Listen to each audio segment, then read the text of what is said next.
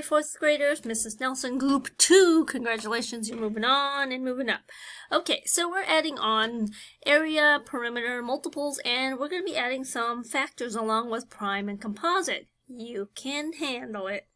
Alright, so let's take a look at it. So our area and our perimeter are jumping up a little bit in skill and in number because it is important to do so. Alright, so let's go ahead and take a look at it. It does not change how you solve area and perimeter. So let's get our pencil right on our papers and get this figured out. So when we are figuring out area and perimeter, we are looking at area. We're going to multiply length times width, and our length is going to be top to bottom, and our width is top to bottom. Our width top to bottom, and our length side to side, side to side. So if you look at my recording window, the side to side across the top and across the bottom, that's the length. Side over here, that's the width. That's the width. These are the widths. Top to bottom, that's the length. Those are the lengths. Side to side, those are the widths. So our width on here, we have two dimensions. We have our length, which is going to be 31 times 7. Okay? Or you can say 7 times 31. I always write the small number first, 7 times 31, just because it's just, I like it that way.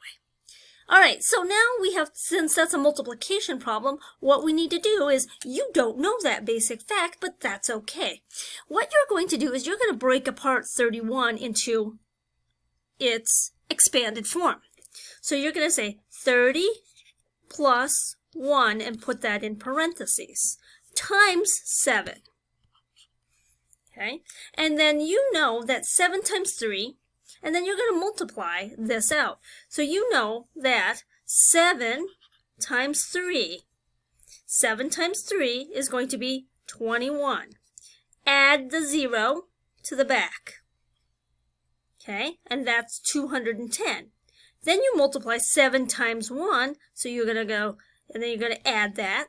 And then 7 times 1, because you distribute it, it's called the distribution property. 7 times 30 is 210, because 7 times 3 is 21, add the 0. 7 times 1 is 7, so 7 times 1 is 7. So, adds 210 plus 7, 210 plus 7, and that will give you the answer of 217 for the area. Okay? Perimeter. So our perimeter is going to be all the numbers, adding up all the numbers. So our number on top, that's the 31 up here. So that's the same as the bottom number right down here, so 31. So you know that 31 plus 31, so you have 31 plus 31, and you also, sorry about that, 31, okay? And then you know that 7 over here is going to be 7 over here. So you know that that's 7. So you have 7 plus 7, which is 14. 31 is 62. So then you add 62 plus 14, and that is going to give you 676. So your perimeter is 76. Okay? So because the area on this is just a little trickier, I am going to break this apart, and I'm going to show you this in a actual whiteboard scenario where you're actually going to solve this. So write this on flip your paper over and write it on the back, okay? Because this is going to be super important from here on out, because if you can figure out the 2-digit multiplication, then you will be able to do any size number. So if I have the problem 6 times, that's supposed to be times, 18. I'm going to take this and I'm going to break 18 apart into its expanded form. Still multiplying 6 times 18, because 10 plus 8 is 18. So then I'm going to distribute the 6, so I'll have 6 times 10, and then I'm going to distribute 6 times 8. So 6 times 8.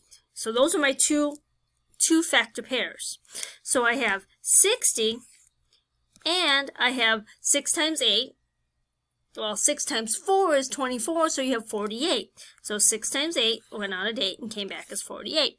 So then you add those together, and then you'll have 8, and then you'll have 10. So 6 times 18 equals 108. Okay? So that's pretty clear. That's not necessarily very hard. Okay, so let's do another one. I'm going to move my face out of the way just a second here. All right, so now we're going to look at this number. I'm going to have 4 times 56. And you're saying, oh my gosh, this is so hard. No, it's not. Expanded form. 5 and 0 make 50, because 50 plus the 6, expanded form, and that means the parentheses means you add everything inside the parentheses first. All right, times the 4. And now I'm going to distribute the 4. So I have that equation. So I have 4 times 50. And I know that 4 times 5 is 20. Add the 0, add that 0, so it equals 200. So always add the 0. Because that's how many zeros are behind it. How many ever zeros are behind your place value, your digit there? Like 50 has 1 0. So if it was 500, you'd add 2 zeros behind the 20. So 4 times 5 is 20, add the 0. And then I'm going to distribute 4 times 6, so 4 times 6 equals 24. So you have the answer of 224. So this isn't very hard. You just have to know your basic facts and be able to distribute. Now, let's look at this really quickly. If you had 560 times 4, then you would just distribute, you'd have 500 plus 60 plus 4. Then you would say, well, 4, put that in parentheses, 4 times 5 is 20, because the 4 times the 5, 4 times the 5 is 20, add 2 zeros. Think about that. All right, that's really all I wanted to say with regards to that, so let's hop back over here really fast.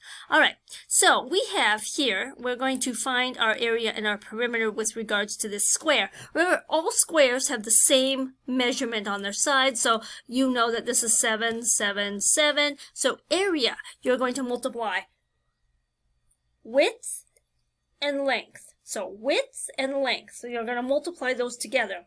Okay, you could also multiply these two corners, 7 times 7 or 7 times 7, doesn't remember. So 7 times 7 equals 49. That's what that is. Perimeter, you're going to add all the 7. 7 plus 7 plus 7 plus 7. All the 7s, add them up. This plus this plus this plus this. Add all the sides up. So 7 plus 7 is 14. 14 plus 14 is 28. So this is going to be 28. Okay? Simple dimple. All right, so moving on here, we are going to look at the factors. And we need to find the factors of 40.